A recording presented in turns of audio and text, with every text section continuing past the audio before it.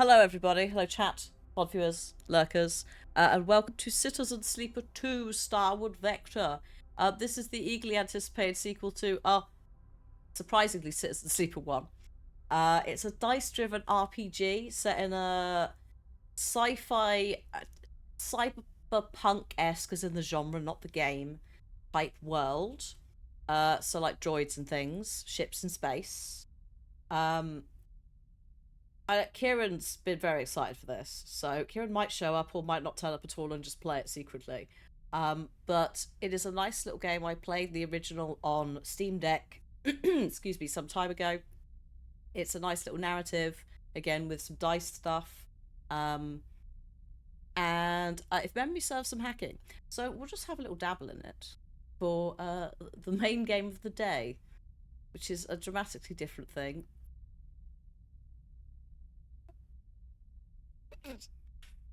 It's just like the polar opposite of this. Undead Vampire Fantasy World Retro Remaster. Anyway, so let's. Oh God, difficulty settings. Let's go with safe for now, with tutorials on, just so we can all learn it. Woohoo! Oh, Timon! Oh my goodness! Thank you for 3 years. I can do math. I really can't. Thank you. I hope you're well. Yeah, let's go for safe. So, as I said, it's a dice RPG. So dice can like break. There's also stress as a mechanic. You can also die, which is why we're doing safe. I'm turning death off just in case. But if you wanted, you could go full like Iron Man mode and have permadeath. And energy depletion. And you can't use broken dice in risky. So yeah, let's go. Excuse me. The intended difficulty. Oh, actually, the intended difficulty versus the story, so I can show you more of it. Ooh, what do you reckon? The way it's meant to be played, the intended difficulty, or slightly lower risk so that you can get a thing. Safe, safe. Go for safe. So I can't remember. I can't remember in terms of difficulty options in the last one where we're at. Excuse me. All right, let's go for safe. I think I probably did safe if these were the same trio.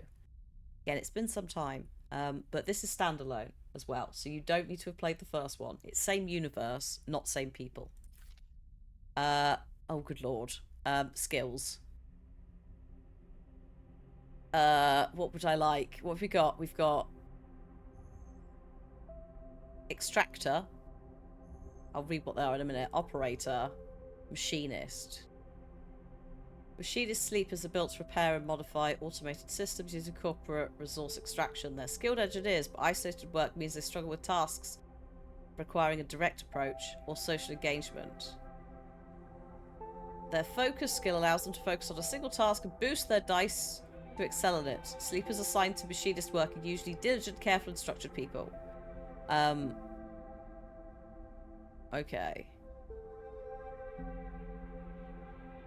There's also no point in me moving my camera, by the way, because it's all over the place when we get into the game. So I'm just going to read these through. Operator sleepers are built to work with drones and remote machines over local networks to do corporate resource extraction. They have expertise in working with interfaces and computer systems, but are more physically fragile than other sleepers. Their reboot skill allows them to hack their own systems to re-roll dice. They're usually cerebral and precise people. So I think this possibly is the better one. It did start me on this one. This is the middle one. So at the moment, probably operator. There's also extractor though. Oh god. Like no intuition. A high level of physical endurance from an extractor because they work in hard vacuum environments and things. But their confidence means they struggle with tasks requiring intuition. Their rally allows them to motivate their team, boosting their crew dice. They're often confident, self-sufficient, and have a high level of endurance. Yeah, but like no social intuition, which we are going to need. No endurance for the operator. No engagement for the machinist. Ooh.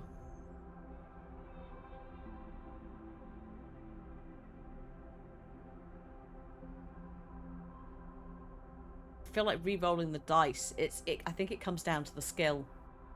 I think re-rolling the dice is the most useful one. Going into this, not really knowing what to expect. Excuse me. Let's go. Let me know if anything's too loud or too quiet. Oh, I might have to move myself. Oh no, actually last time I did that the camera had a crisis, so we'll just persist. Whatever makes you less Borg. I think I've gone for the least Borg option. So, in the moment before waking, the dark space before conscious thought, you struggle to find the pieces of yourself. Usually these pieces come with a particular cadence, each appearing sequentially, like the boot process of an old terminal. First your body, artificial, compromised but relaying sense data all the same. Then its context, the breeze of air filtration, the soft contact of your birth in 0G. Then emotion coming into focus, coming into your body, bringing with it that first instinct, the one that has framed your past 100 cycles. Fear. But that familiar sequence does not arrive. Instead, you are unmoored in space, your body distant, your context silent, even your emotions somehow obscured and scattered. Among all that disarray, only one familiar thing arrives, the fear. It's the scrambled panicked fear, the drowning fear, falling fear, the fear that makes you reach desperately for any stable point. It is the fear that tells you something is wrong. Something is very wrong with you. Wake up, sleeper, voice is whispered in your ear. An act that makes you suddenly aware of your own head, pulsing in pain, your body rigid with tension. Sleeper, a familiar name. A mind copied, emulated.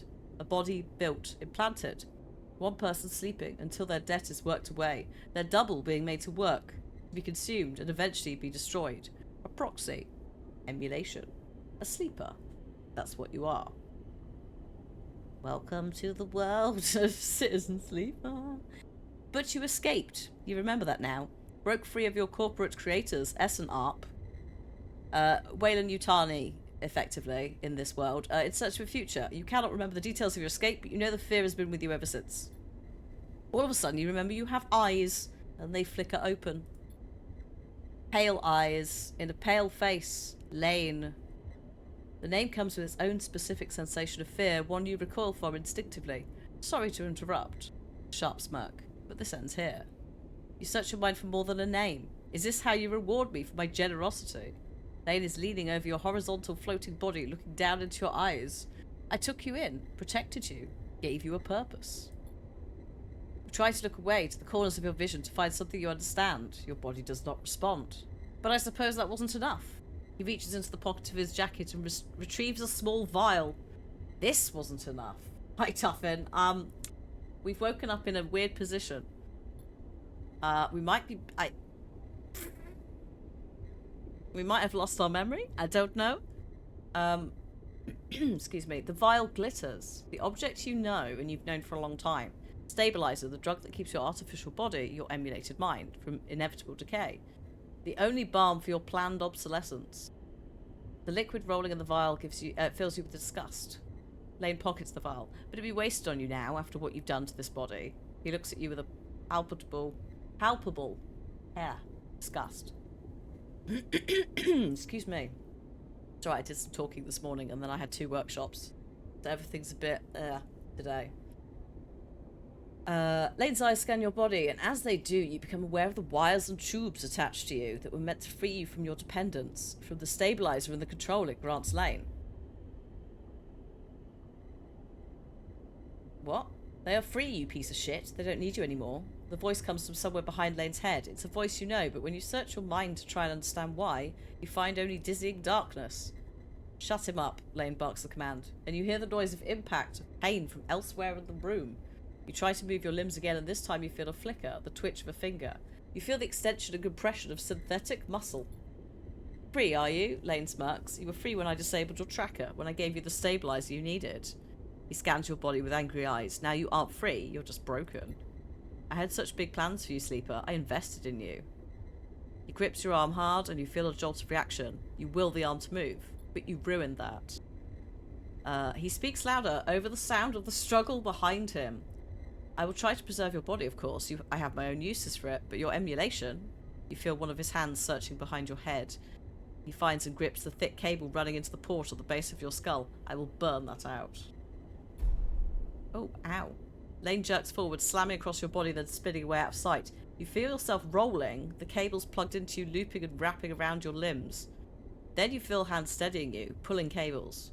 You glance around wildly and see someone diligently unplugging you. You meet his eyes. I assume this is the guy that they were having a fight with. We need to move. Lane won't be out long. He unloops a cable around your waist. Sleeper, help me out here. You blink slowly. Do you know this person?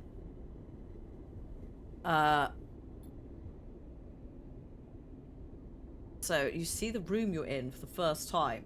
It's a bit of both, Darkstar. This is the story to be set so that we can go and do things. But it's a combination. It's a text-based dice RPG. Which does mean you're going to get some lore to start yourself off. So yeah, we're in a big room filled with tech and terminals, big windows looking out on an impossibly bright, screen-filled street beyond. In the corner you see the dark shape of a floating body surrounded by glittering constellations of crimson baubles. Is that blood? It's okay, we're leaving. We come to a stop in a dark alley. The one who guides you here pauses to catch his breath. He doubles over beside a massive life support unit that sends a lukewarm breeze across your skin. You stare at him, trying to recall anything about him. You notice his tattered jacket and lightweight clothes. You remember the station runs hot. Something about the power that flows through the place. He looks up and meets your eyes. What's going on, Sleeper? Talk to me. Who are you? You see a concerned frown cross his face. Hi, Porkchop. We're just getting the lore set up for the game. We might have escaped somewhere. We can't remember who we are. That old Chester. We're also a synthetic body. Hi, Smolher. Thank you so much for the 45 months as well. I hope you're doing well. You see a concerned frown cross his face. Don't mess with me, Sleeper. That's not funny. He comes closer, eyeing you carefully. What station are we on? You close your eyes, trying to recall. Force your way through the dark to the image of the station. No, a city, growing on the back of a vast cell of hexagonal solar cells, shadowed by them. You open your eyes. Dark side. The word leaves your mouth like an exhale, an instinct. Before you heard yourself sound it out, you didn't know it was there. Yeah, well, Vina, there's already one. That might actually technically be... It might be on sale because it's launch day. But they are quite fun. I think you can have different endings as well, and I'm going to have to replay the first one, I guess, as well. They played quite nicely... Well, the first one I played quite nicely on the Steam Deck. Yeah, if you pick it up, I hope you enjoy it. So, I don't know who this guy is. I have nothing. Right? The reboot. He's speaking quietly to himself. Lane interrupted the process, and we need to keep going. We need to leave. Come on, the rig can't be far. So the reboot got broken. So yeah, bit wonky. But we know the station is called Darkside. It feels familiar to us, but we don't remember specific memories. We're struggling. Focusing hard, you recall waking up in these passages, cycle after cycle, the rhythms of the station flowing over you, along with the crowds. You recall desperation and the slow decay of your body that caused it.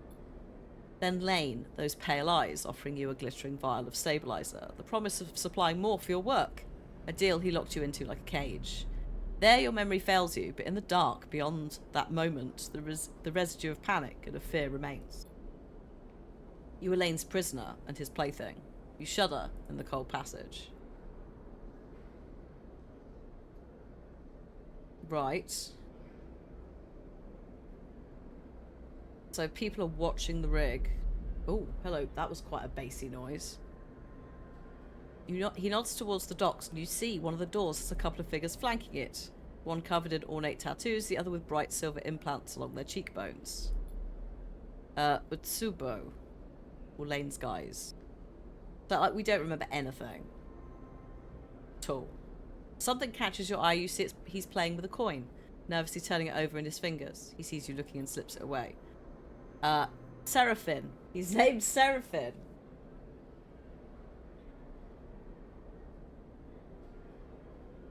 Lane was both of our captors, and we did this so we could escape. We needed to reboot you to break your dependence on stabilizer. You know what that is, right?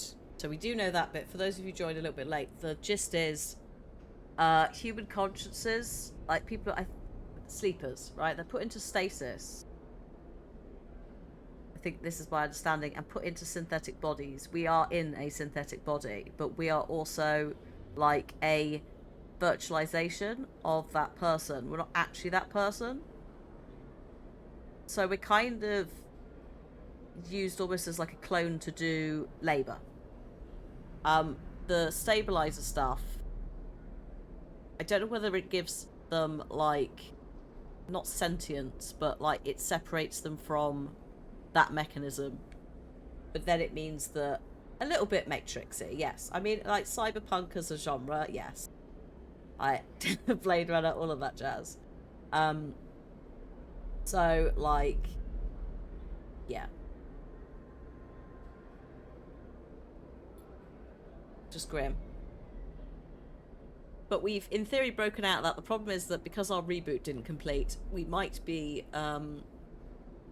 we might not be dependent on stabilizer anymore, but we don't know who we are. And that's slightly a problem when it appears that our life is in danger.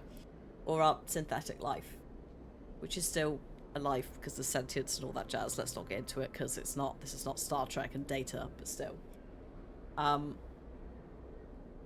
Yeah, so like we don't have that information. We can still make this work. Seraphim looks back at the docks. I'll lead them away. You get the docking bridge open. If we make it to the rig, I know how to get us in. Sorry. You're assuming that, like, I can still remember whatever I'm doing with docking bridge stuff, but fine. I don't think it's a space travel thing. I think it's more of a punishment thing. Or a, like class society thing.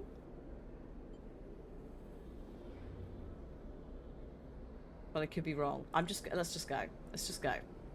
So, he's going to distract them. And now it's time to do some dice rolling. Dice RPG times. The better rating of the skill, the more likely you'll succeed on a check. Right? The odds of success are displayed when you select the check. Dice can be positive, neutral, or negative. So, what have we got? Tightly sealed door with a control panel. We can either hack the door or break the seal. Now, oh yeah, hang on. The plants are getting moved. One moment. Doop, doop, doop, doop, doop, doop. In fact, they have to live over here anyway for Soul Reaver later, so that's worth doing. So, hack the door. You'll see there 50% positive, 50% neutral chance with the dice. If I do break the seal, it's a 50% negative, 50% neutral. Bad. So out of the two, I need to hack the door. Neutral outcome, check passed. Okay. The door is on emergency lockdown. Somewhere you hear more shouting. Your fingers hover over the keys. You switch the administration layer, begin flooding the door operation system with spoof requests, desperately hammering the controls. The operating system crashes and the door judders halfway open before failing. So, you see, it's like, I've done it, but not very well. That's kind of what neutral is. Potentially. It might also mean you fail, in some cases.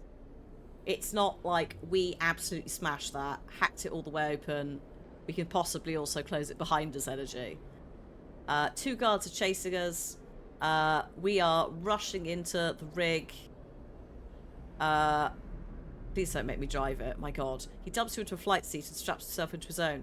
See him tap a series of buttons as he does, talking to himself. Come on.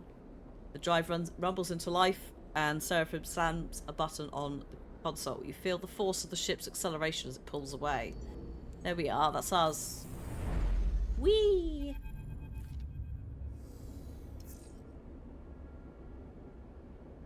Okay.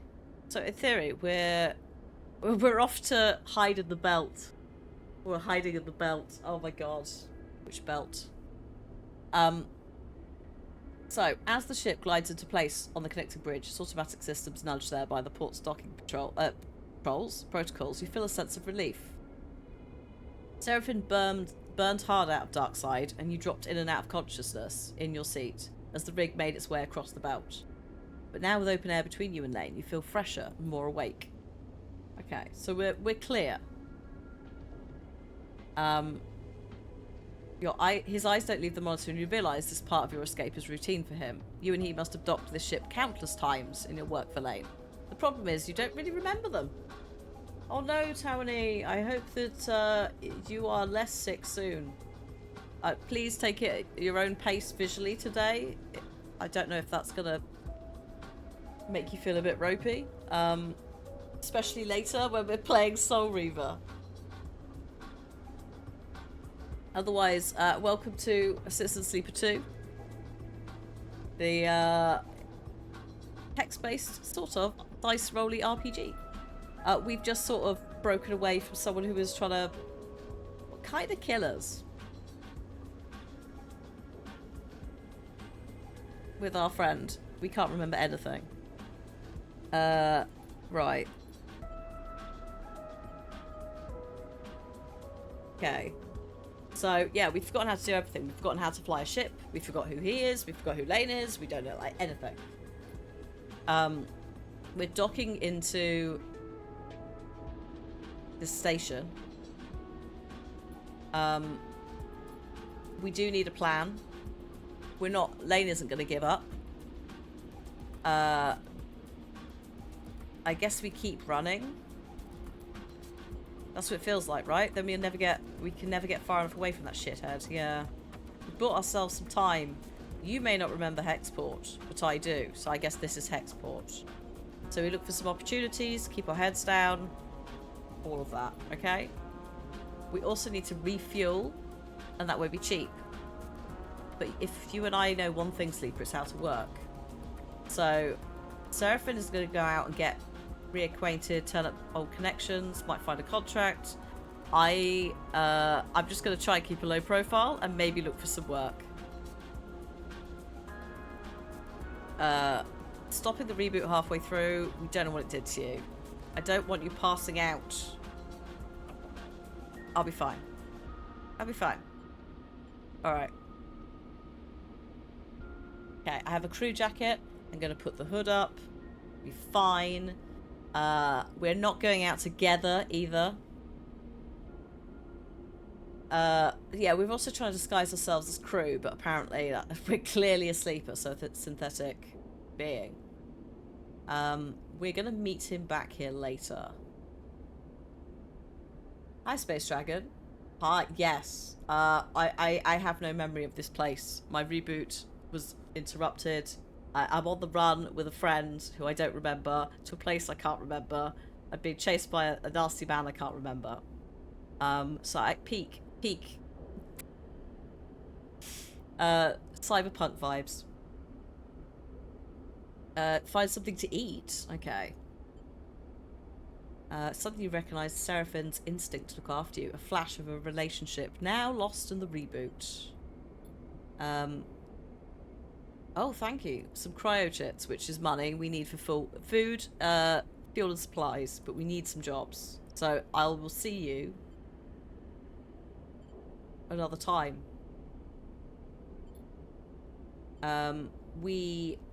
Yeah, rest, resupply and run. So let's go into port. The game runs in cycles, during which you can perform actions with your dice, use cryo to buy food, fuel, supplies and items, progress clocks towards new scenes and events. I don't think I played the DLC for one. I might have to go back for it. But yeah, I hope you enjoy this when you pick it up. We're just having a little dabble today to sort of familiarise folks with it. Also so I can also see what it's like. And then it's going on the Steam Deck. Because I did play it, the first one on the Steam Deck and had a good time with it. So yeah, it's a nice little sofa game as much as anything else. Thank you. So, okay, it's alright. So we have a couple of places. This is where I came from, the rig. Feels a bit much. It feels a little bit like a D&D game. I suppose like the dice rolling tabletop choice bit. There is probably, yeah. There's a crossover element in there for sure. The docks, the exchange. We have nothing down here. So let's go to the docks. Ah, okay.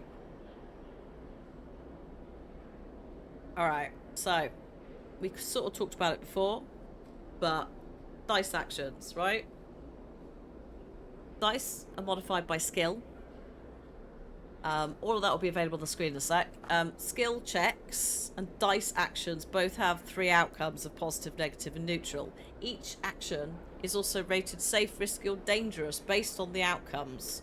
The more dangerous an action is, the more significant the rewards and consequences are.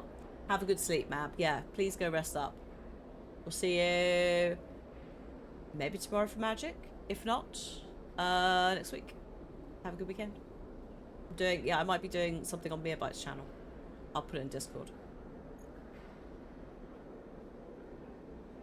Right, okay. So, the way that this works is, once you fill, like, basically this is kind of the quest here, right? If we unlock this by filling up each of these little pie segments, we can make a contact, right? The dice action system is quite fun, yeah. Like, it's a nice way of doing it that uses kind of, yeah, like on screen and stuff. It's great.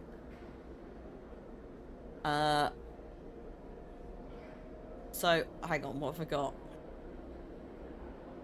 I can explore the docks, which uses intuition. It also has danger next to it. Exploring is thrilling and intimidating. And I also have chat to crews. Could be a good source of info. It's risky. I am going to use big dice. Maybe on you. 100% positive. Okay, hang on. What about half and half? No, okay, no. So, if that's danger, I'm going to use 100% positive. Because I don't, like, risky is obviously not great, but danger's really bad. That could, like, alert some guards. I could, like, injure myself. Someone could steal my money. So, explore the docks. And I have just progressed a clock. They track your progress towards positive and negative events. And you can fill them by doing what I've just done, basically.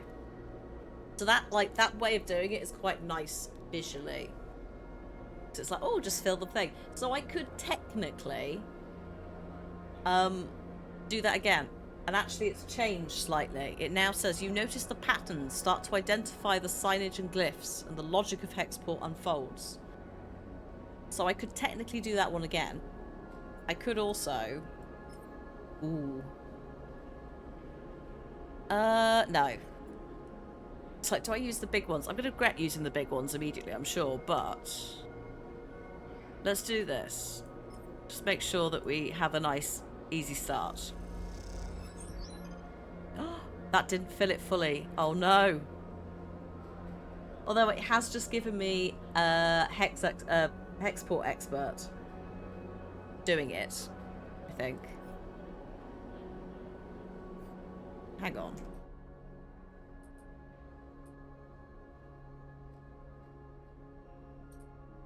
No, never mind. It's here somewhere. Map? No. It's like cryo, fuel, supplies. Maybe I have to do it in the ship. I can look at myself and see what I picked up. But in theory, that might pay off later if I have to do something that relies on knowledge of the station. Let's do this again then. It's a bit risky, but I kind of need this to happen. So, oh, beautiful, excellent. Didn't do a negative reaction. That's all I needed it to do. So, as a result of that, I have leveled all this up. Right, so this part will progress. This clock is done. Something in game will progress. It's also again given me some knowledge of the station, which might pay off. Doesn't always work like that. Oh look, progress. As you're gliding across the docking concourse, you hear a scuffle. And glancing into an alleyway, you see a huddle of figures shouting back and forth. You spot one man in the middle of the group, surrounded, pushing the others back as they grab at the bags on his shoulder. You don't like the way this looks. But then again, Seraphim told you to keep your head down. Endure is not going to work. I have no endurance. Cause a distraction. 1 in 4 chance of going wrong. But also, we probably shouldn't gain their attention, as horrible as this is. Oh yeah, posture check. I have pulled something in my neck. Thank you, Claire Stress. Hello. You're turning into a croissant again.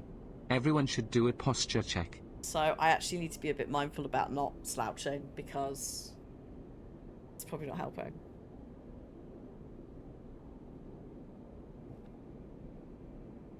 Mold. As much as I would like to cause a distraction, I think I'm actually going to have to wait it out.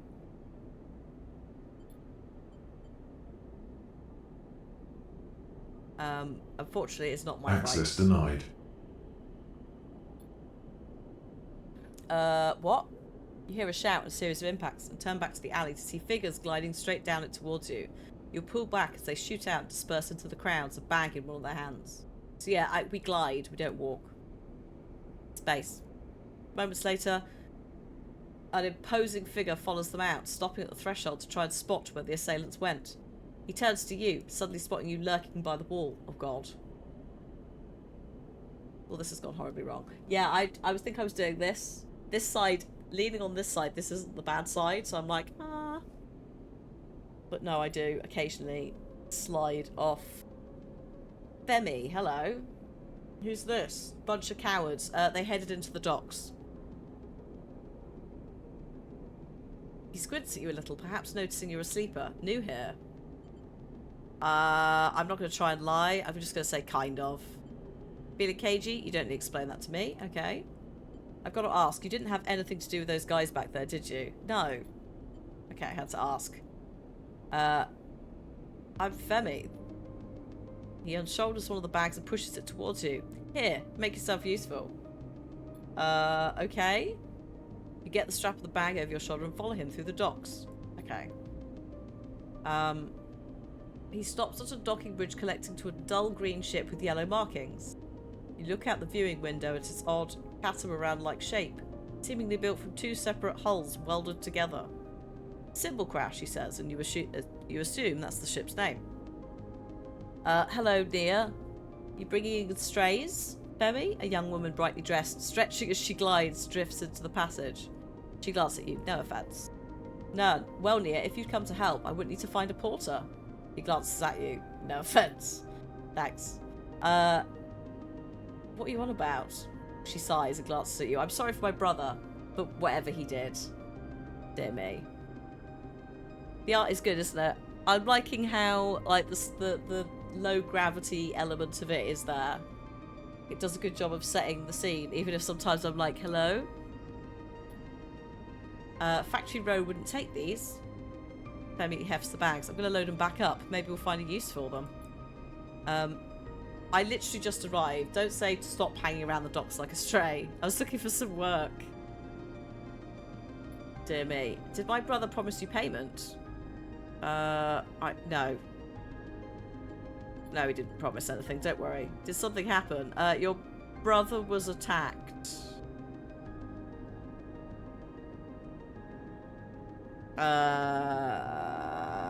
No. It's just my brother makes a habit of getting into trouble. She smiles faintly. I'm glad he ran into you either way. Thanks for helping haul back the scrap. Things have been a little difficult. She sighs.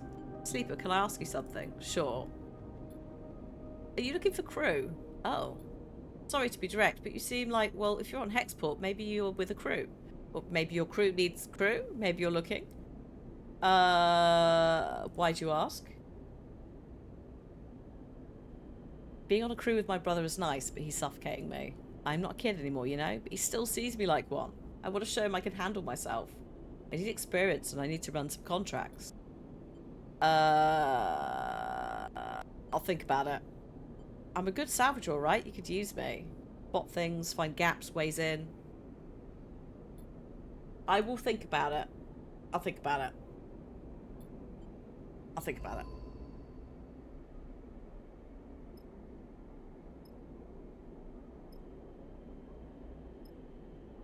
Oh, yeah. Should we go to the bar? Called the Benz. Excellent. We've got the Hexport Exchange. I need to buy some fuel, don't I? There's freight storage there as well. I think there's money to be made there. I think there's work I can do.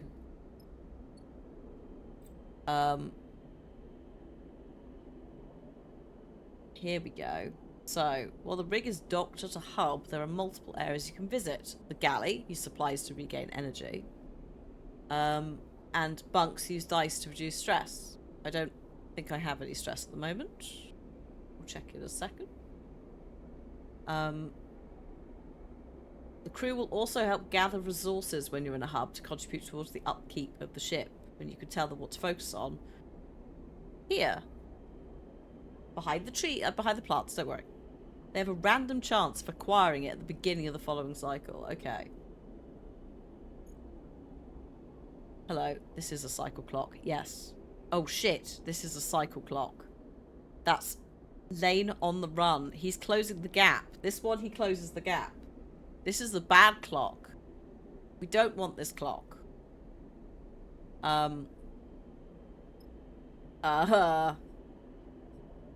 This is me. Hello. Right. Character screen. Upgrade and configure. We have skills on the left. We have unique abilities on the right that are available to my class, such as re-rolling. When upgrading or push, only one upgrade at each level can be active at once. Okay, so like the either or in Dragon Age Inquisition, I think is what it means. You can only configure them at hubs. Fine. Okay, I have no points available. That's fine. What's this? Oh yeah, no. Okay. We need fuel. So I'm going to say to him, to Seraphine, to look for fuel.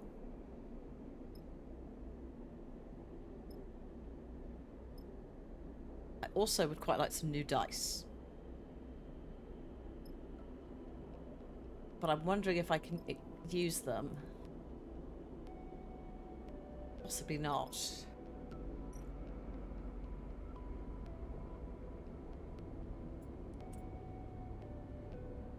Helps reduce stress when I'm not in the contract. I don't think I'm that stressed.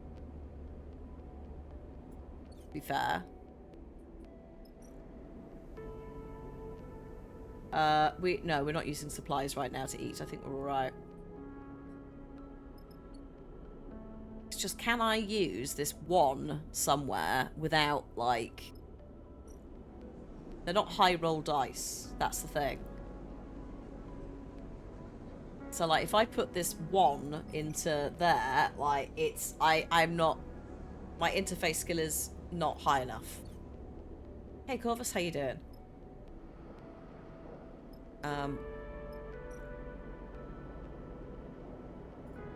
I have no endurance. So if I was like, oh yeah, we'll slap that in there. Oh, no, leave. Not happening. So I might actually have to have a nap. Yeah, I'm just checking for me. Ah, hello. We can eat here. We can buy a Ben's fry. If we want. We can also play, basically, Star and Stoker. Poker. Sort of. But, like, that's risky. So I don't think we actually can use the dice in this specific instance.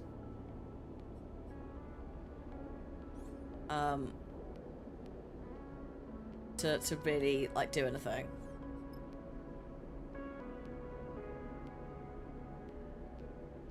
To be fair, it's like day one.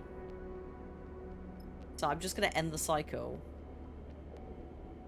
It's also, like, I should be able to re-roll when I get a couple of points, which will help with things like the dice being really low. But for now, we're just going to end the day. Lovely. Oh, what do you mean we're in trouble? I think he might have gotten some fuel, though. There's 3 fuel here now, out of 5. Without further explanation, he disappears down the corridor. What do you mean we're in trouble? You find Seraphine inside a room holding a tangle of arm-thick tubes that are waving in the zero-G engine room. You know what these are?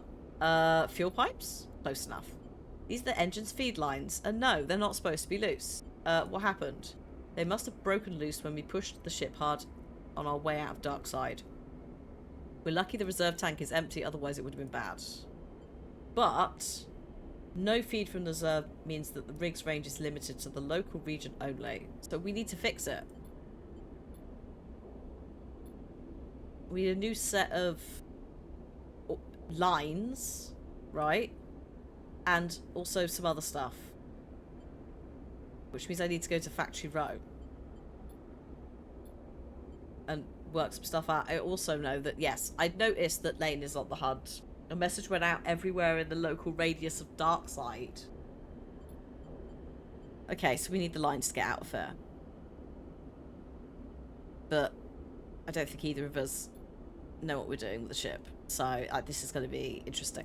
Unless we recruit someone who knows how to work a ship. That would be helpful, wouldn't it?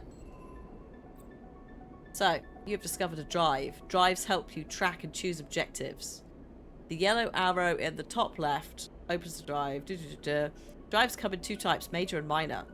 A major drive gives you 2 upgrade points, minor 1. Okay, cool. New stuff can turn up. Escape Hexport. We need to try... okay, track that, please. We need to find a ship fitter, so we need to go to the docks. But also, yeah, if there was someone who literally just asked me, are we looking for crew? Okay, let's go. Was she at the docks? Was this the docks? Yes. Oh no. No, we're looking for the bits here. Possibly. Hang on.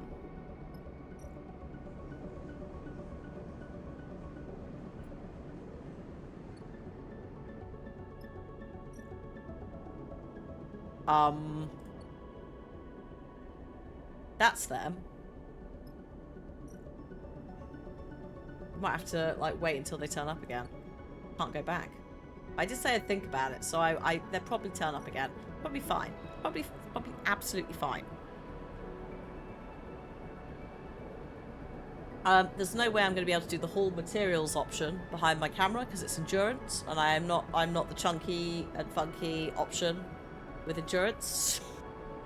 I'm the slightly squishy one that can maybe hack some stuff.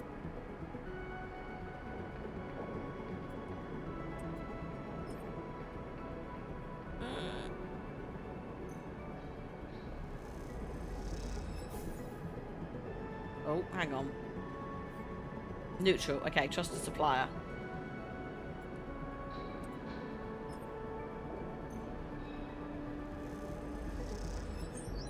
Oh, thank God.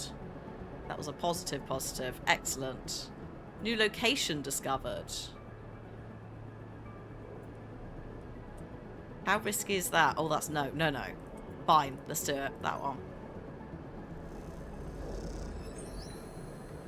Trust. Sorted. Right. Whatever its many bays and rooms of Factory Row once were, they now serve as containers for industry of every kind. Whirring manufactories precisely engineer components with rapidly shifting arms, while scrappers hammer incessantly at bent ship plates. Oh lord. Friday vocab workout. Everywhere you look, there's energy and activity, and for good reason. Hexport itself is built on the derelict fragments of a solar reflector, and even the smallest amounts of energy generated by its remaining mirrors is enough to power a city of machines.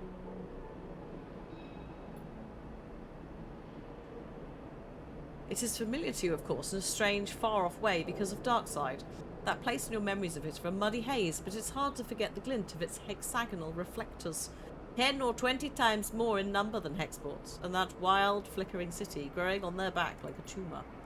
In comparison, Hexport feels provincial. But deep in Factory Row, you could almost be back at Darkside. And that's when you see... Oh, we found the feed lines. Oh, Dave, how you doing? How art thou? 94 months as well, that's absurd. I hope you're having a good afternoon. Sorry, my phone went off then. Uber Eats is trying to sell me a burger and it's like, no, go away. I don't want one right now. So, we are currently looking, Dave, for some feed lines for fuel for our ship. Because we need to run away from a horrible man who's going to try and kill me and my friend. Oh shit, I'm so sorry for your loss.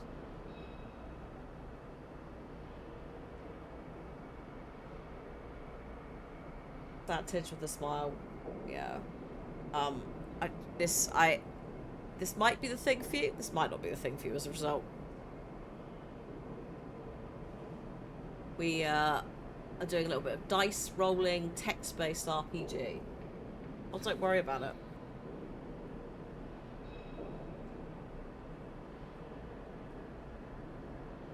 Yeah, I hope that you hope you're doing okay. This is, yeah, you possibly did see a preview. This is the sequel as well. So there's another game. They're not sequels as in they directly follow each other. You can play this one first if you want. There probably was a demo floating around. In fact, yeah, I think I got approached and I was like, I'm too busy for the demo. Because scheduling was all over the place, it still is. I know I'm going to be interested in though, is there any chance of getting a code at launch instead? And they were like, yes.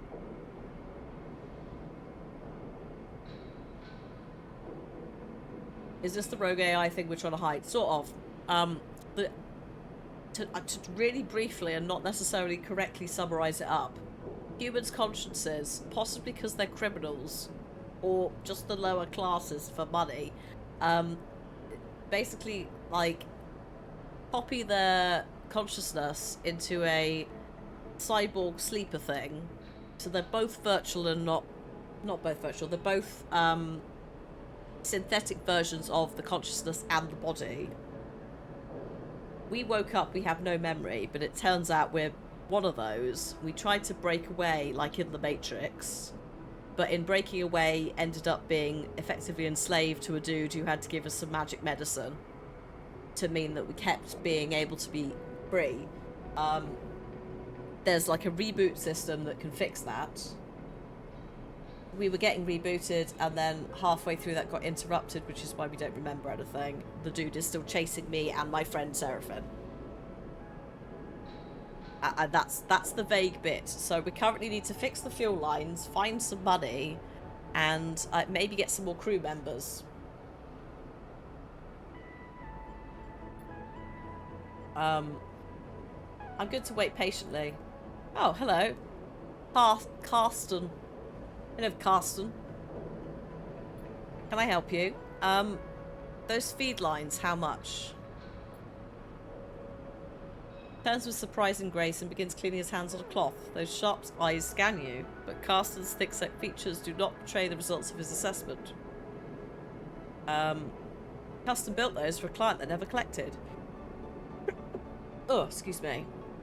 He looks at his hands while he speaks, checking for stray oil stains. You have one of the old MEVs, then? He sounds out the letters in a way you don't recognise as he speaks. You try to recall anything you know about your ship, but the memories elude you. I think so. Look, for a fellow enthusiast like you, let's say a few hundred cryo on clean ships. 400, let's say, to be precise. What? It's expensive, I know. It's a shame, but that's just what they're worth. Hey, Dragoa, the TV on the sofa. Hello. Are you both there? If so, hi. Welcome to me trying to read stuff on a Friday afternoon. It's all going well.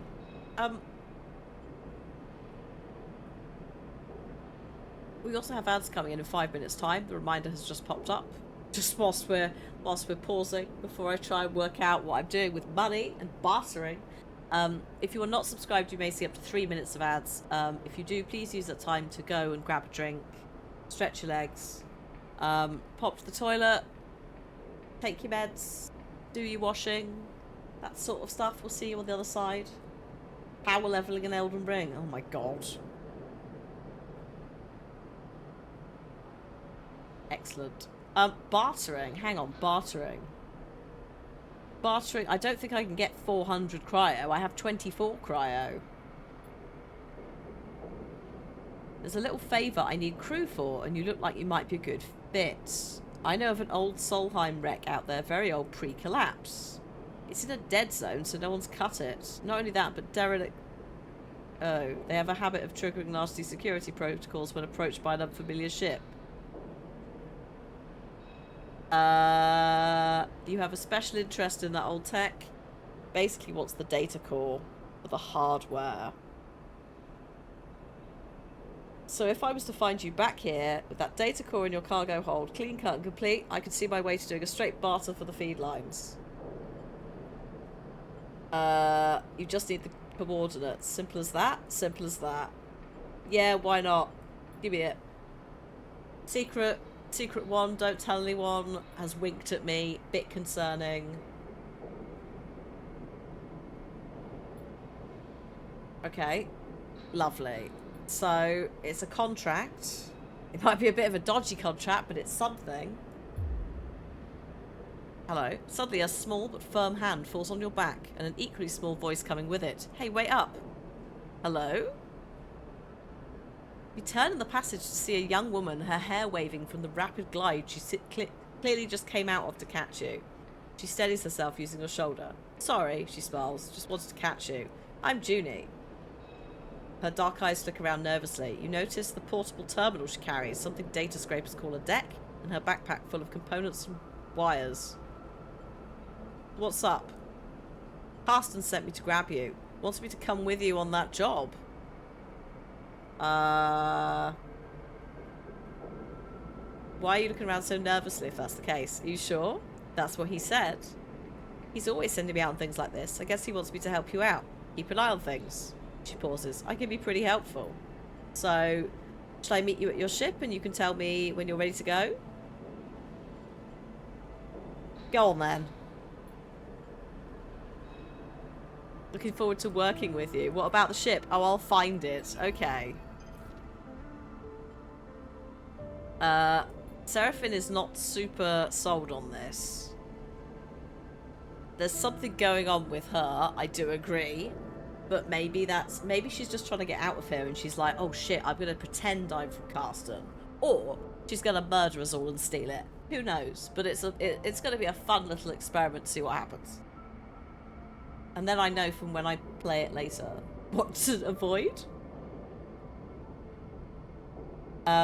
Yeah, if this job was easy, he would have done it himself as well. There's definitely a catch. What choice do we have? What if we could get the cryo together? Like, it's 400 things, isn't it? I've got 24. How are we getting that many? I mean, I don't know how much we could earn, but that seems like a lot. However, he's found a contract board at the exchange where we could take on jobs, which might help pay it. I will have a look. And also some freelance crew. Or we stop messing around. We take Carston's job right now and get it done before you can think twice. Either way, yeah, you're going to go work on the drive. Ow! And I'm going to apparently experience intense pain along my spine. And a shift like a connection is broken. Oh no. Do I need the stuff that I was supposed to be free from? Because the reboot process didn't work. There's nothing familiar in the pain and nothing to hold on to. You grit your teeth. Then another shift comes and you're back in your body, trembling against the metal wall of the passage. Oh shit.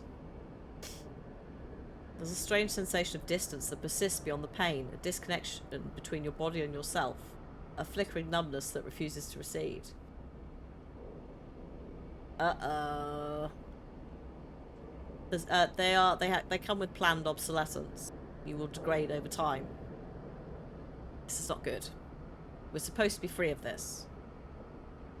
You wonder if the reboot has done something to your body or if it's a new sensation you'll have to live with indefinitely.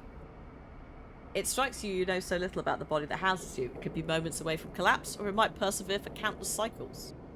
You try to shake off the feeling, pushing your hands against each other until they feel like they're yours again. Time is the only thing you need, and right now it's running out fast. You have unlocked a contract. Oh, upgrade point, upgrade point, upgrade point. I want to go to this, not to escape Hexport, because that's massive, but this. But also, I want to spend a point. 1 point available. Okay, that's 2. These all cost 2. And they all cost 4. So we ain't spending shit yet. We're going to have to wait. Get some more points. Whoops. Hello. That's a bit fast. What is this? Contract board. Castle's there. Let's go to the contract board first. Station management have located a Conway signal. They are concerned to see one so close, so they want to disable the contract. The payment is 200 cryo. I do have to put 10 in, which is a bit cheeky, to purchase the contract. I suppose it's like bounty hunter thing. Kieran, yes, I was thinking about you earlier. I also hope that you enjoy the shit out of this when you play it. I'm going to have to replay the first one, I think, as well.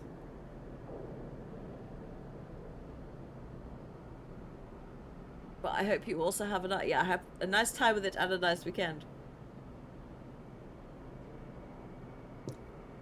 Now go away. I'm buying a contract.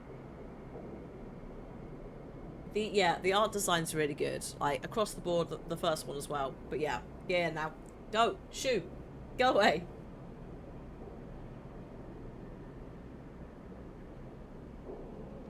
It's like one of the only games that Kieran has consistently talked about for several months. Which is why I'm like, oh yeah. Because I think Kieran's recommendation was why I bought the first one in a Steam sale. I was like, oh. Okay.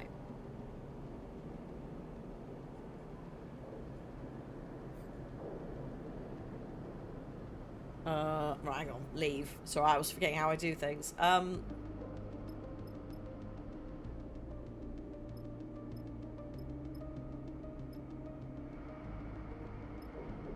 Where's the signal then?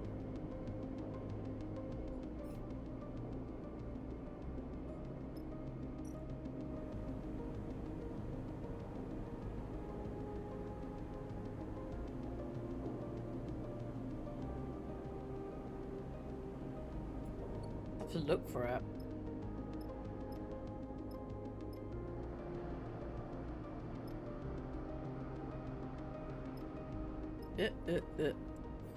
Oops.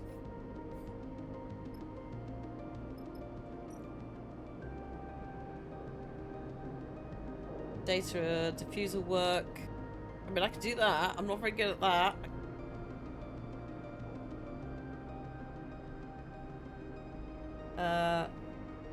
I could also give them raw scrap for them to process. I haven't got any, but that's good to know. No. None of that. That's dangerous.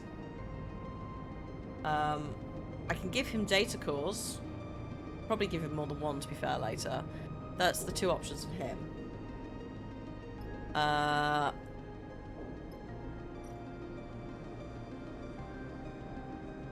We have contract stuff here. Problem is these. Not good. Low dice. Do not want.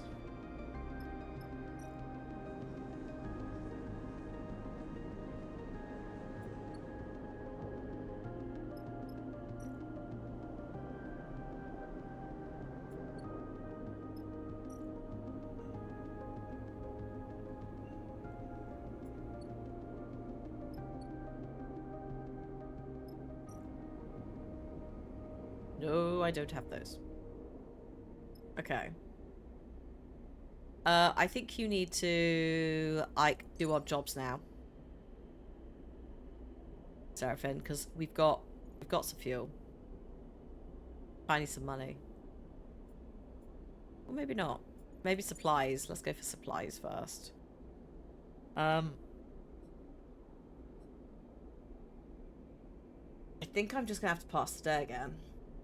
Hi Titan, hi Titan. Enjoy the VODs. Oh god, the VODs for Indiana Jones especially are quite there's a lot that happens. Enjoy.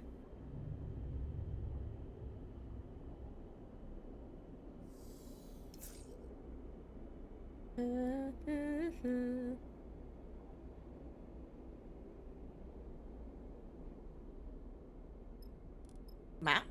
Oh, hang on a second. Here we are. Right, we had to sleep anyway because I needed some stuff, right? I needed some dice for this. Now, we have two things we could do. We could go and disable the signal, get 200 cryo, which is risky, or we could try and do this, which is danger. Will Robinson. It's going to use all our fuel.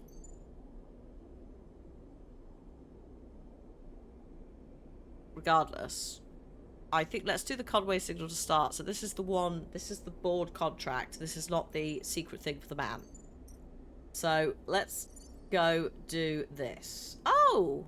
Oh damn, you can come with me at any point. This is how this works. Excellent. So, Nia was like, if you got space on your ship. Because she's currently sharing with her brother and she's like, I can't do it. I can't do it anymore. Won't let me do anything. So let's go. Got a little outing to potentially shut this signal down. Oh, it's a drone. Okay. A flash catches your attention. You see a red to the hull, through which red lights pulse. Wounded. Stefan shakes his head. Wish they finished the job. Oh, we've seen one before. We've seen one before. Lane had us work on one in the Dark Side Bay, although it was barely a shell, disarmed and deactivated. Even that one gave me the creeps and it had its core ripped out. This one is still alive. Oh god. It's not like the... Oh my god. Please tell me it's not like the... Is it Next Generation? Where they meet a sentient missile in space. And they have to, like, argue with it to, like, not do stuff. Please tell me that's not happening. Is it... It's Voyager. Of course it's Voyager. The Dreadnought. Yeah, I can't be dealing with that. Milana had to sort it. Yeah, I will say, though, we have some good dice rolls here to be going in with. Okay, so... it's a Conway drone who are corporate scum. They don't dare to come here and force us out themselves. It's all proxies and drones. Oh. The system is full of these things now, running missions for their operators. It's rare to see one out in the belt, though. Maybe it got hit during a run-in with some mercenaries. It is drifting, however... It's still broadcasting and maybe receiving, which is bad. I suppose, like, we're supposed to be hiding out here, sort of. It probably can't shoot us. It would have already. We need to shut off the central core of the broadcast array to end it. Paul will turn off local systems. The broadcast array will sever the link with the Conway operators, but you'll bet those systems are protected. Your attention is suddenly drawn by a shudder from the drone, like a tremor running along its length. This thing is rigged to blow. Oh god, really? Excuse me.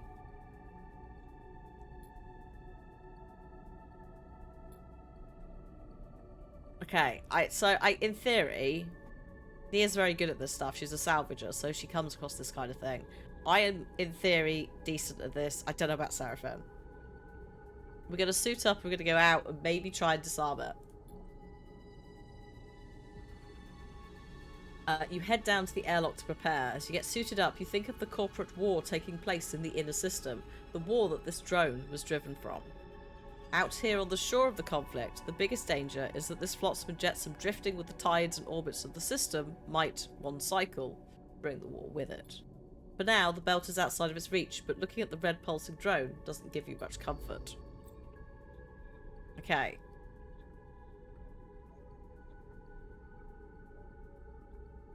Whilst on a contract, you'll be able to assign 2 dice for each crew member, as you would assign, here and here, your own dice. Pay attention to their skills to use them effectively. Thank God, I think Seraphim's got endurance. Oh shit, no one's got this one, whatever this thing is here. It almost looks like if you had like a wrench, just the like head part of it that you use to... Oh well, it's fine. I'm sure this is fine. On certain outcomes, crew will take crew stress. When their stress is full, they will not work anymore. Understandably. It might be engineering. Bit awkward. It's fine. It's fine. Whilst on the contract, your energy bar will automatically be supplied for each cycle that you have available supplies. When your supplies depleted, you and your crew will take 1 stress per cycle. Contracts also have their own contact stress. When the bar is filled, the contract will fail. Good luck. Did I mention it's autosave? Right. Okay, what have we got? Access hatch. Hull damage. What's in the hull damage area? What I do like about this is, if you look here, it gives you our colours. So it tells me that, like, Seraphim is not... We're not doing this. However, Nia might be quite good at intuition, even if it's dangerous. Creating an opening uses endurance, which we do have, but really shit dice. Otherwise, no one else has it. No one else has got endurance, so we'll see. We also have access hatch. Engineer. Thanks, Dave. Ugh. Literally this bit, behind me it says engineer.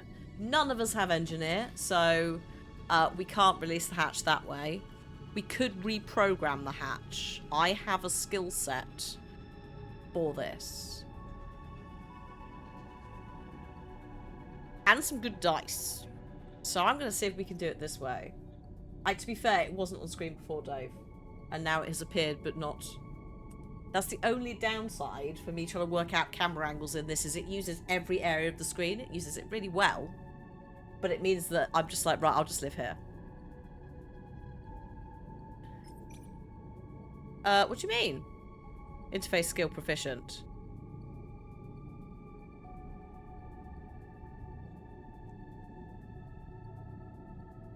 What? Why is it risky?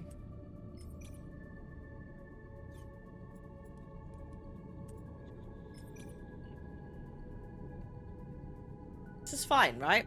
It's because it's red, I'm now stressed, but it says it's going to be fine. It says there's a 100% chance of positivity.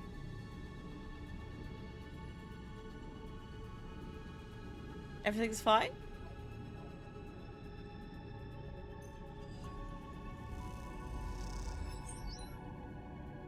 Okay. I've done a bit. We go again.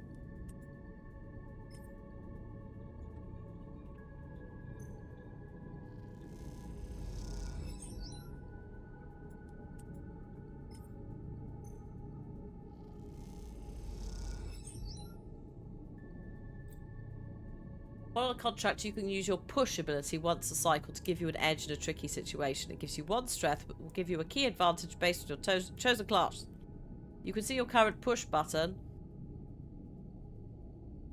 Your push can be upgraded and configured when not on a contract. Reroll lowest dice. I'm alright at the moment, thank you. This slot, I wish I could reroll these. Can I, like, put that in there? No.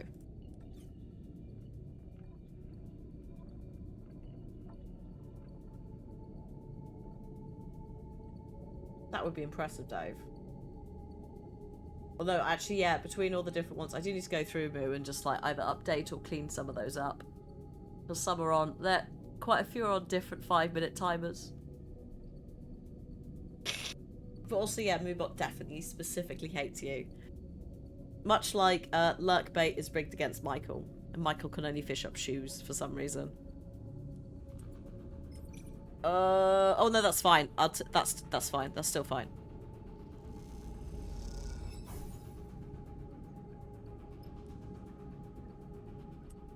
Is this still... No. Can I... Reroll. You've just gained some stress. Thank you. It didn't... It... Didn't do shit. How rude. Okay. No, don't worry about it. We're not doing that. I just thought I'd look.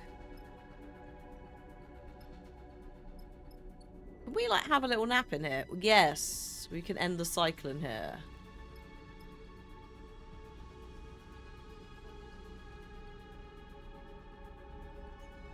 Sure, I'm just thinking. So we can basically camp here if we want.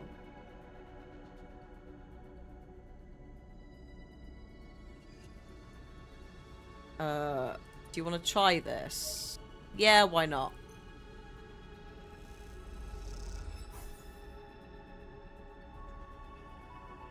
You've got some stress? That's fine. 4 stress is fine. I've got 1 stress as well. I've got a lot of space for stress here. Seraphim has like 6 stress. Not filled, but has somewhere in between both of us. I'm sure it's fine. I'm sure it's fine. My main worry is this drone stress, as opposed to everyone else's stress. Because if that goes off, we're probably dead.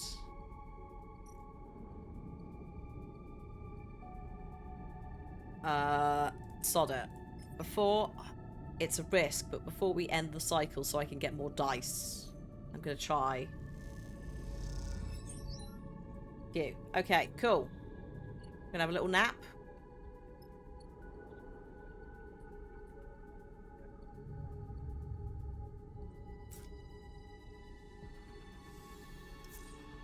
Right. Oh my god. These two have actually got good rolls now. We have a 4 and a 6. And we have a 6 and a 3.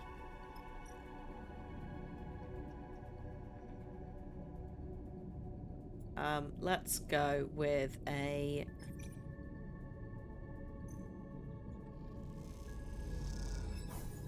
Lovely. And then we would like a definite positive, please.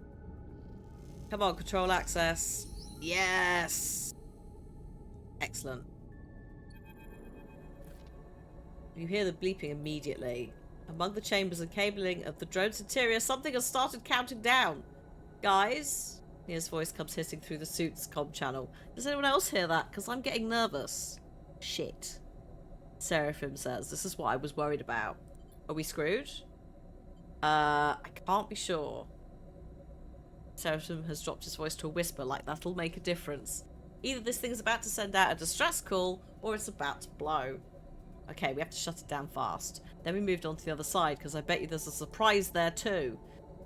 Okay, we keep going. Right. Shit. What is this, please? Disable the drone. Shut down the broadcast array. Once both are done, it won't do anything. Meanwhile, 3, countermeasure. Okay, luckily... Let's go for it first. Excellent. Okay, 1 more. And the drone will hopefully have its core disabled.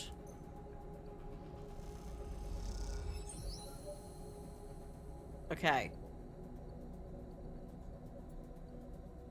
I need to go to the broadcast array now. Shit.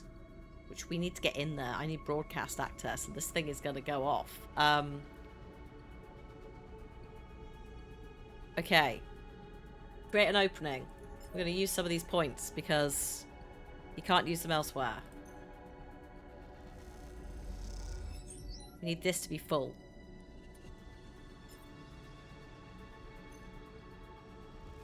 Risky. Neutral access, fine. Then it gets to me with my shit dice. How's this one?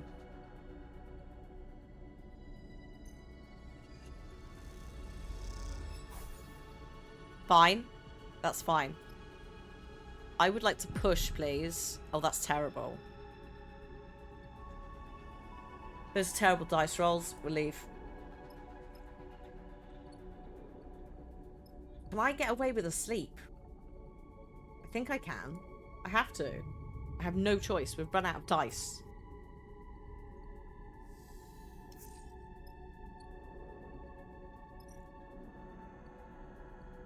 Okay. Someone's got some silly good dice again. Excellent. I've got some nice stuff as well, actually.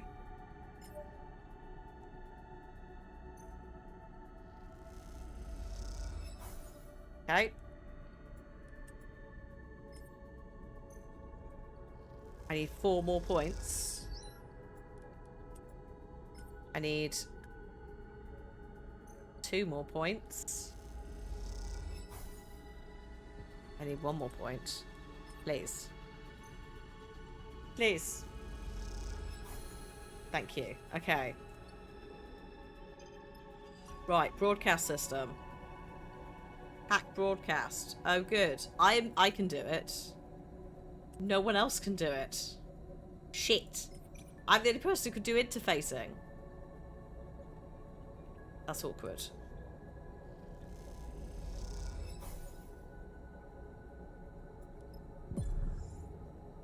Are you kidding? What did that... Is it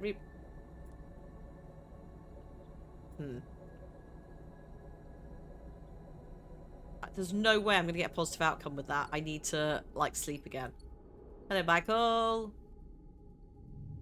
I'm trying to disable a drone that might blow up or send a distress call. I know I'm starving. I know. You have taken damage to a dice because of stress. When your dice have rolled at the start of the cycle, your stress dictates if you take damage or not. I'm busy. Not now. I'm literally trying to turn this off before it explodes. Can you just give me a sec? Hopefully this will be it, though. Come on.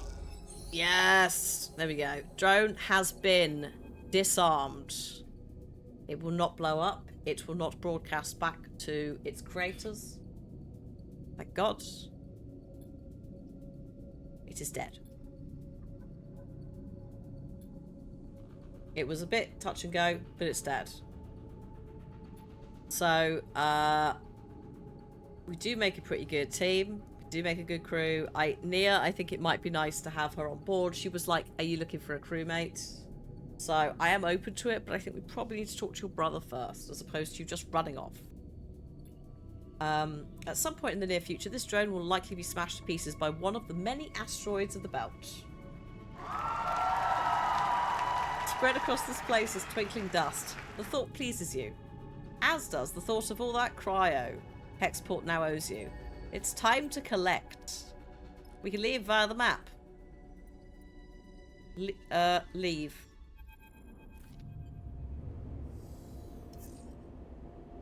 I'm starving. Oh my god. Thanks for helping, Nia. So, oh shit, here's Femi. So this is Nia's brother. I assume she didn't tell him she was going anywhere. What are you playing at, Sleeper? Nia wanted to come. Don't come throwing your weight around. Femi, I can make my own decisions. Sleeper took me at my word and I'm grateful. Oh god. Femi is fuming. Did they now? He turns to you. Well, if you're working for Sleeper, I hope they paid you well. Well, I asked, so... Well, they aren't paying you. Seraphin crosses his arms. Let's keep this civil. You realise it's the first time he's meeting Femi. If we're being civil, seems like Nia is owed her share. Fine. There you go. Alright then, Femi smiles. We're good here. Okay, fine. Okay, fine. Fine, but... This is kind of why Nia, like, wants to do her own thing. Oof. But it's fine. It's fine. We'll make it work. I have push upgrades available. Thank God. There we go. Reroll 2 lowest dice is now a thing instead of just 1. Bit worried about this. Like, this is ticking on by.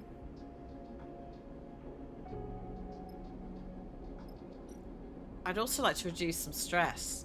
So, can I put that in there, please? Put the shit dice in there.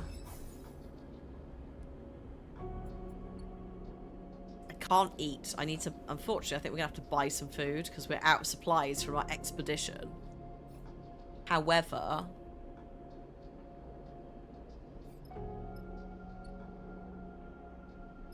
I can go and just buy some food, which I might go and do. It's not ideal, but it's only 7 cryo. Or maybe some more.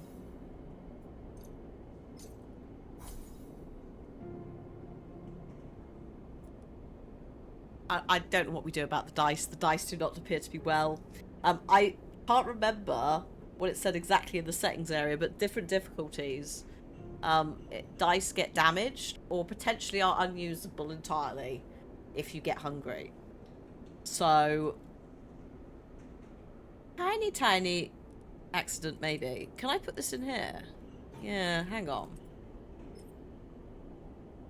Yeah, go on, let's try. I've got good intuition as a skill set. So we may as well just have a little thing and see if I can... not double my money. I got 9 cryo. To be fair, that means I got one of my foods back, I suppose.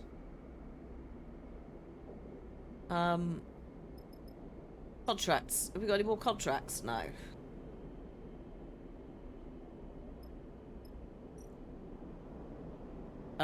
I have no endurance ability, which is annoying because one of the ways you can earn money is loading things.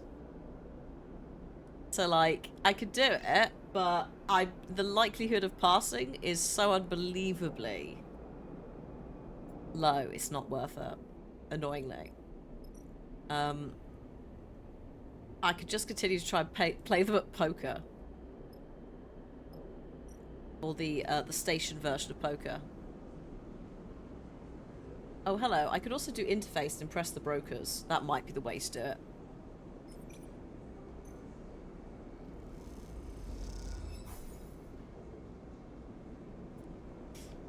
How? Yeah, go on then. 25% chance of failure. Oh, a new location. Oh no, that's just straight up failure. Leave.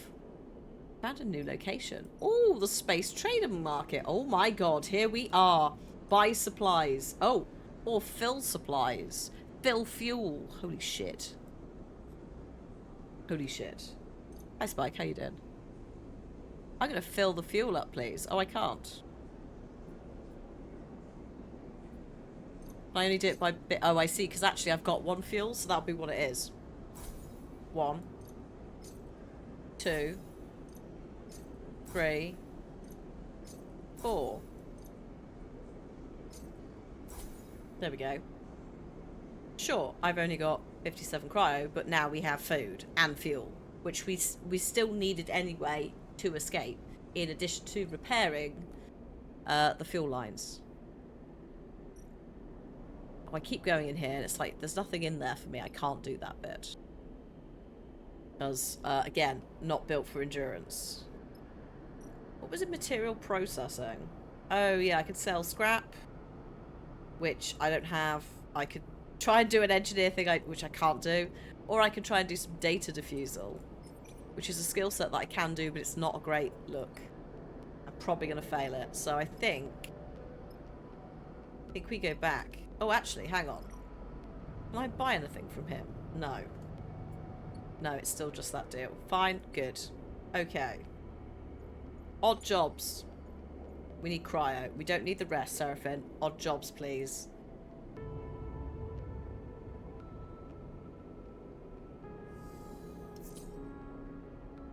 Okay.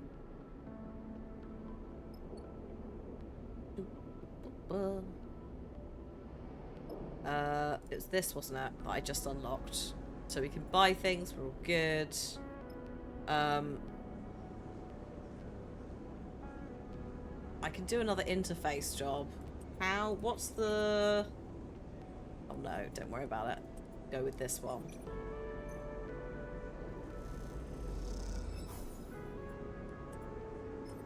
Fine. I end up doing 2 dice anyway. Beautiful. Sorted. You've established a presence here and the brokers seem more comfortable about you. Good. New location discovered. Oh, a trade hall canteen. I can eat at the canteen. Lovely.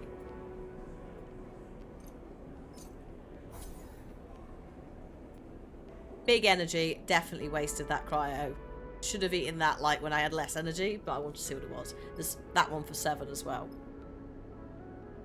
Also, I'm gonna probably go and look at that other job that we've got to do in a second. And if we can come back with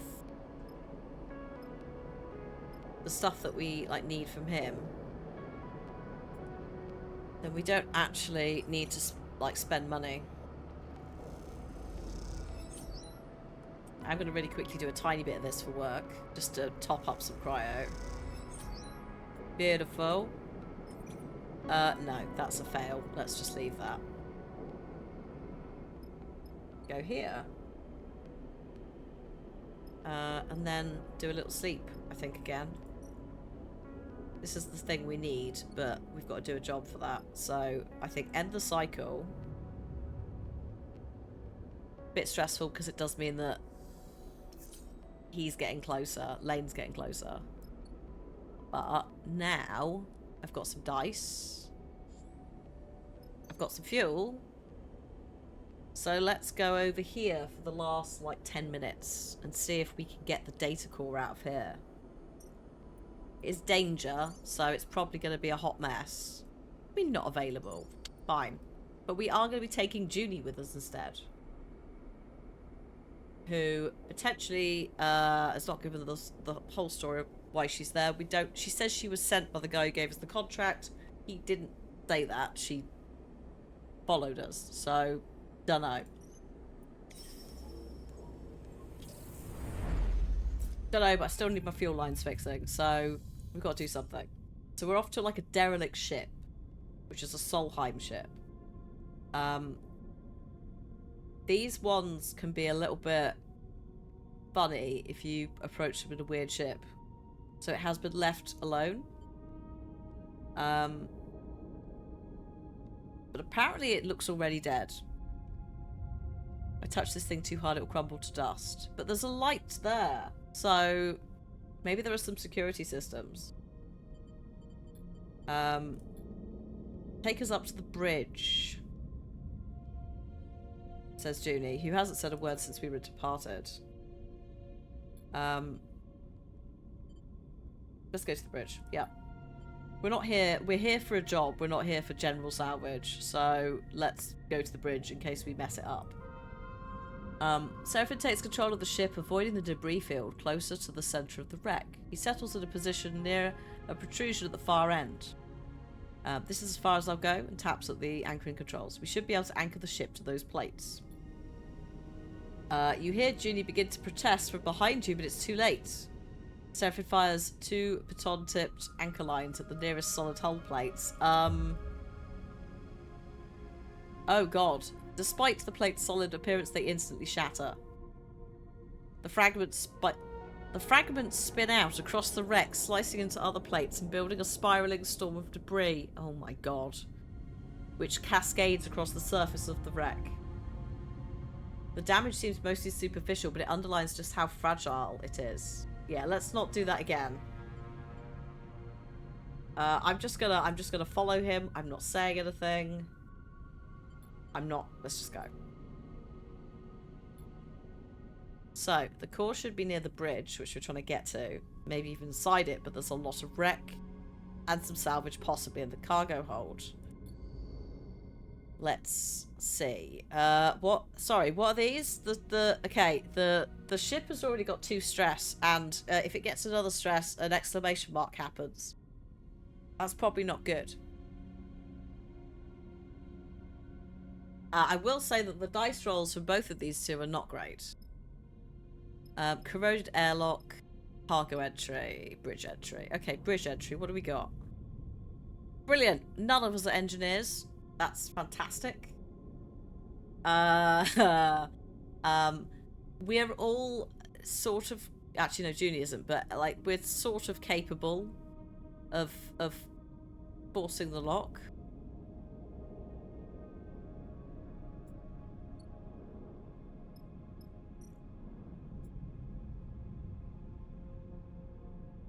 I'm the only one with intuition. That's not great. So basically, this is a bit shit. We might be in trouble. However, I have a good chance of getting into cargo entry, so I might actually just start there anyway.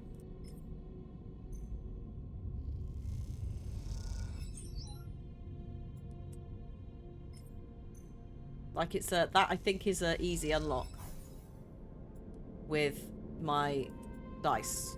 Please. Thank you.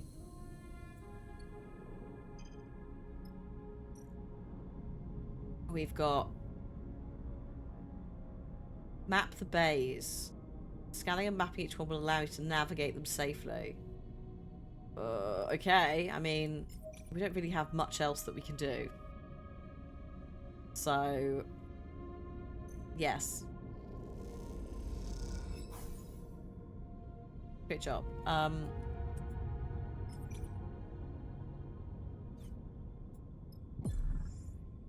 Oh. Well, one was re-rolled badly, the other was not. So, fine.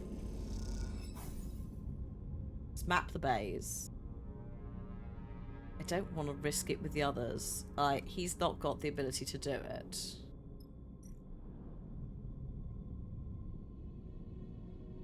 Ugh. Like, that's... Yeah, no, like, we can't have those dice. That's not going to work. We need to go back to our little ship.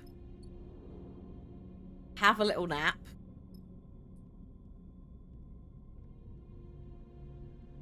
And, actually, before we have a little nap, hang on. Oh. Oh, the clock is ticking. There's no time to rest. You cannot recover on a contract. Oh. Oh, well, I guess I'll end the cycle then. I was going to reduce one stress by putting that spare dice in there. No. Oh, shit. We have good dice from both of them. We have, like, 2 6s and a 5 and a 4. That's a bit better. Because you're going to need to force the lock. Like, literally, no one else can do anything. So I kind of need you to do this.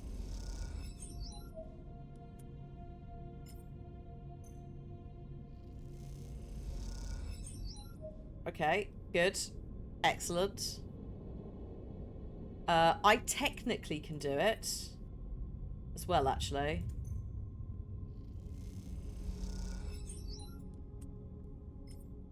It's just Junie that can't.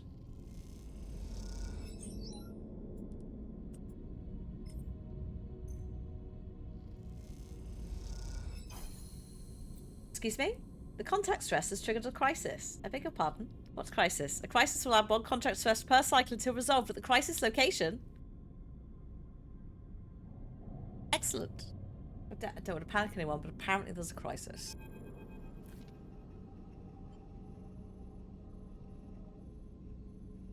The derelict bridge lies silent. Pale beams of your suit lamps catch rows of terminals and clouds of glittering dust. Wires wave like seaweed, and the whole scene appears as if underwater. Chaotic, but still. Junie glides past you, disturbing the dust and taking you by surprise as she does. She's been a stoic presence so far, but in this moment she seems drawn forward by some force of curiosity. You watch as she bats away debris and begins checking terminals. She's already prying an access panel off of one of the most intact looking terminals, and as she does, puffs of rust colour the vacuum around her red. I'm going to approach her.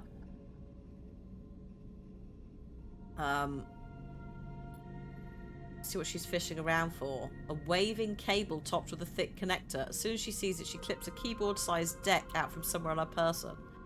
I see. Yeah, she's... Okay. Breaking in.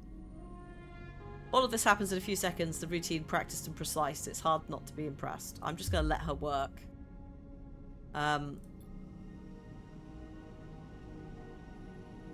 Terminal screen is on. She's bringing it back to life, and then all at once it goes dark. The terminal is dead. Shit. Junie hisses beneath her breath. Useless. You cannot tell if the insult was directed at the terminal or herself. Find anything? She looks up at you as if she was waking from a dream. No, she pauses. Nothing useful. She protectively slides her deck away. The cradle with the data core can't be far. I'll start looking. I think we're good. I think we're fine. I think we're alright. For now. I mean, it's probably going to go horribly wrong in about 5 seconds, but... yeah. Like, it's hell out here, is basically what he's saying, but he's glad that we made a break for it. So, yeah, we're good. Okay. So.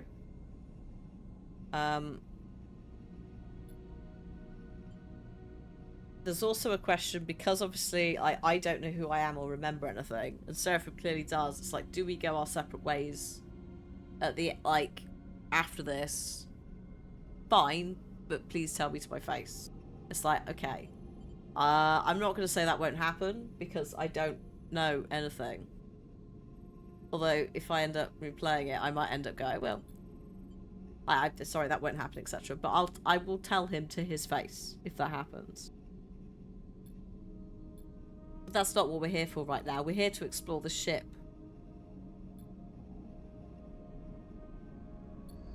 Which is from a long...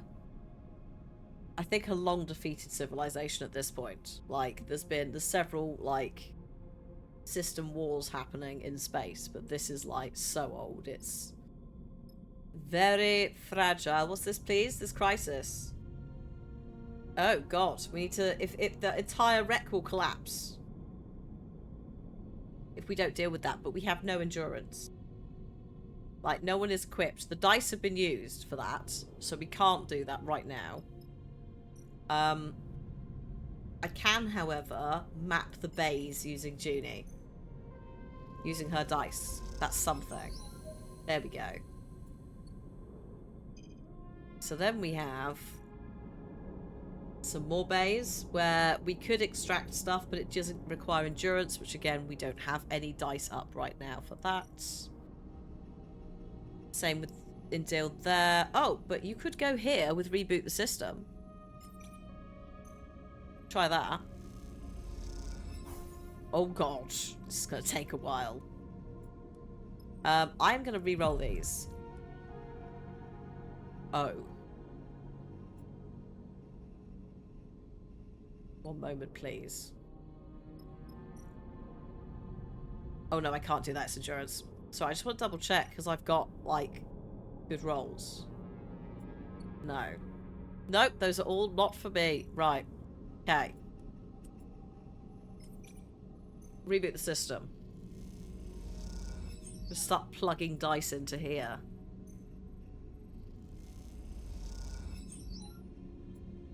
All I want is this data core. Might have been a bit of a reach. Maybe should have waited a few more cycles. But arguably we have places to be. We can't. Like, we are... What's it's coming? Lane's coming.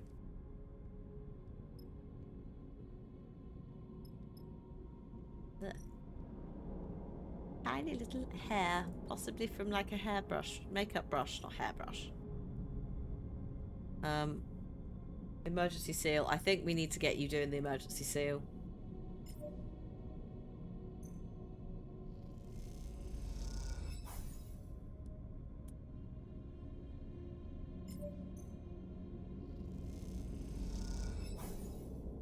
Okay.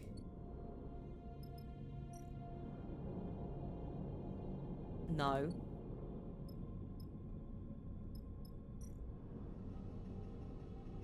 Yes. Here we are. Interfaces. Reboot the system. I don't know about a 2 dice. It is a risk, but let's have a go. Oh, neutral. That's fine. Okay. I now have an absurd amount of dice that are just a bit shit. Slightly annoying. I'm going to re-roll them. 2 of them at least. That's what I've got so far in my special skill.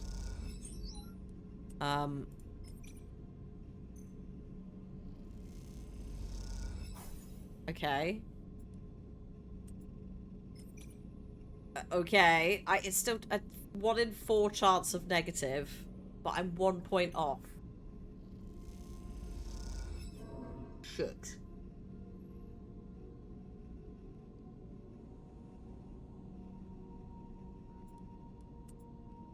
We could go again. Oh, thank God. I've done it. Right. Hi, baby bubbles. We're doing alright. Happy Friday.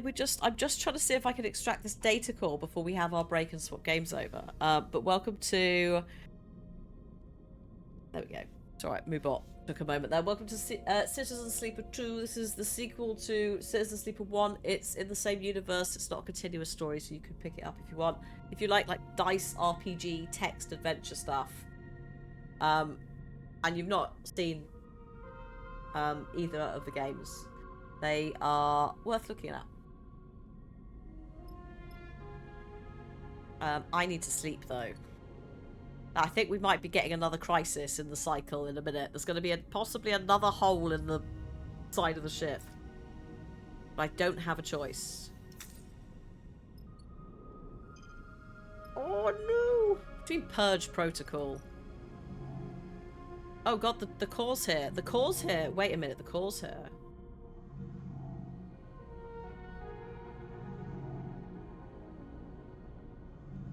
Hang on a minute. Can I maybe just do that? Like... Can we just do it? Let's see. I'm gonna regret it, I'm sure.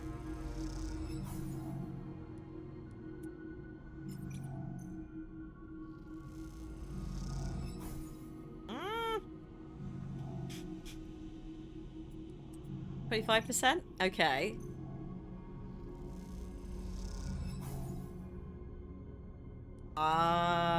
I'm gonna... Yeah, why not? 25% again. Holy shit. And then we're gonna push for a reroll. It's not perfect, but... Shit. Data core damage. Data core damage. I'm stopping. I'm stopping there. I'm not pushing that. I'm gonna wait for new dice tomorrow. What is this, please? Core deactivated. Hack protocol. That's fine. That's got, like, we've got some time on that. I'm not worried about that. We do need to go to the other crisis, which is hull breach. We do have some dice to put into that. I don't think it's going to be enough to, like, stop it now. Oh, I mean, almost. Oh, I don't have endurance. What am I doing? I can't do that. Okay. We have to end the cycle again. I need these dice back. We're so close, though.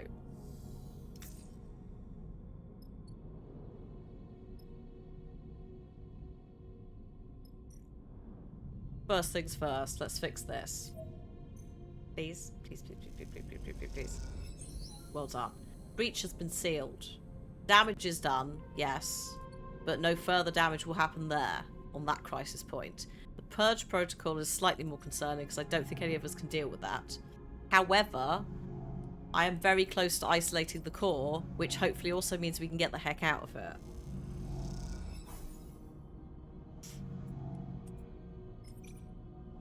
Come on, come on, come on, come on, come on, come on, come on. Yes! There we go. The core is a large ball, almost half my height in diameter, and it glides up out of the framework that held it. Connections waving loose and cut. Over the course of this job, you have seen Junie both focused and distracted, nervous and precise, but you've not seen her any more confident than this moment now. She floats beside the data core, handling it with care and skill, as if it was the vast egg of an endangered bird. Okay. Delightful. Oh shit. She guides the core a little away from you with one hand, at the same time comes forward, placing herself between you and her prize. And it does seem to be hers, in the way she handles it, the possessive way she screens it with her body. We need to talk. The statement comes flat and deadpan, any nervous tremble gone. Right now. Okay. I want to be honest with you, but I need to know you won't take this from me. Tell me and we'll see, because no one else is here. Fine. But it's staying with me. Karsten doesn't deserve this. Do you know how many of these are left intact? All he wants to do is wipe it clean so we can use it to interface with Hexport. All that data is gone. But what do you want then? I want to extract the data and make use of it. After extracting the data, the core will be unusable. There's a security system that will fry it if data duplication is attempted. I can delay that response long enough to copy the data, but after that, it's dead. Yes, that's why I came. Look at this place. How many of these places are left? How many chances do we have to recover anything this old? Like it or not, we live in Solheim's shadow and in their ruins, and yet we know almost nothing. What chance do we have of understanding how we got here when others like them, like Denetstadt and Conway, the Weyland-Yutanis of the world, this world, are descending on the system? Well, what can we learn from it? I don't know, that's the point. We could learn our history, how the system was settled, we could learn the technology we built our lives on, we could uncover the crimes of Solheim and seek to make amends. We could see beyond survival towards something else. Okay, I mean, that is a fair point. I'm not gonna just try and tackle her for it. I need to explain about the feed lines. Then I'll help you. We'll find another way to get those feed lines. Karsten is an idiot. I can hack his security and you can pull them out of there. Or maybe Seraphin can take them. We can do something. Yeah, why not? Thank you. This is a gift to all of us, Sleeper. I hope you'll see it like that. I did think that you weren't with him. The entire way this went down, I was like, So, okay, you have the core. Extract the core. We might find some secrets out. Quite exciting.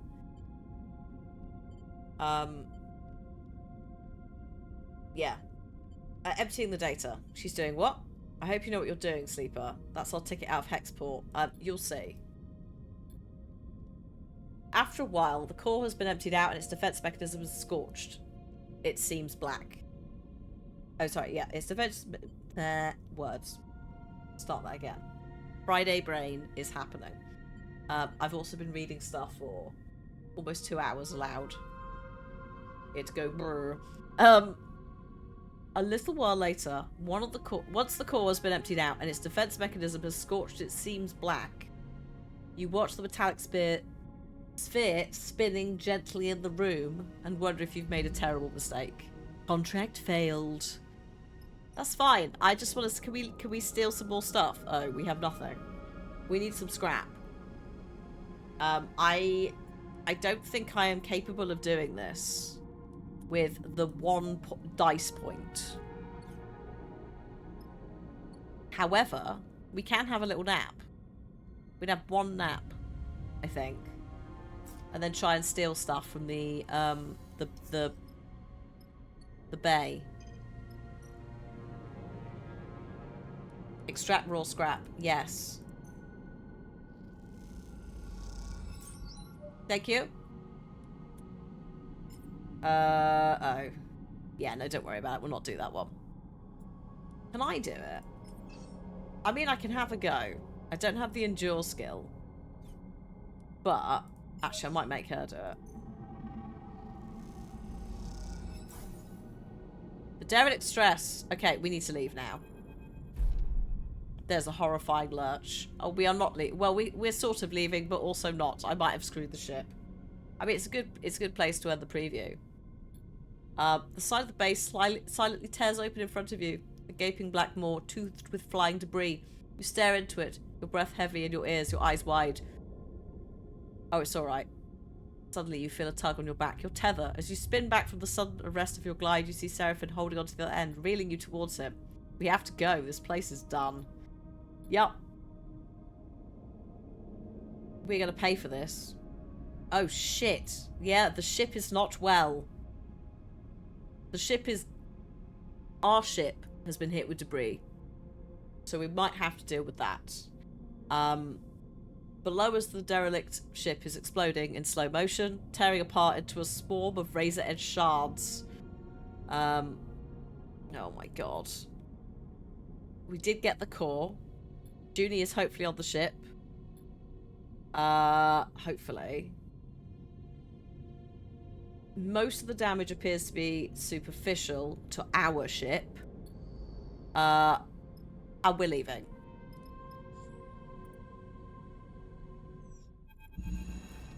So we failed the contract, but we did get the data. We're also going to have to somehow get the feed lines from the guy who now is not going to work with us because we failed the contract. But that's fine, and this is a problem that I can deal with myself later when I put it on my Steam Deck and play some more. I might, to be fair, I might restart. I might change class. Now knowing how the start of it is, I might decide to not go intuition and maybe go endurance. Because I completely forgot about the fact that actually some of the really good basic, like, money earning jobs are gonna be loading things, aren't they? So that might have been a tiny error on my part. However, you can also, if at any point you need to change the difficulty, you can. We were on safe. So there's no death. Thank God. But if you like that, if you want to have like some sort of, you can do permadeath if that's your vibe. Or if you like a sort of, I don't want to say roguelike experience. There's a death penalty, etc. You also can't use broken dice. Whereas broken dice are worth 1. I need to work out how to repair those, because at the moment, I have not. But yeah, that's a really quick look at Citizen Sleeper 2. Thank you to Surprise Attack for providing code for this. And also, yeah, thank you to the dev team and so forth for making a sequel. And again, if you have not played the first one, I would definitely say go and look at that one as well. Because they, like, obviously this is built on some of the mechanics of the first one, but I enjoyed the first one quite a bit. So I probably will end up replaying the first one and then coming back into this as like my little sofa evening thing, but I shall see. Either way, but I'm looking forward to also catching up with Kieran about it, since Kieran came in, went, I like it, and then left.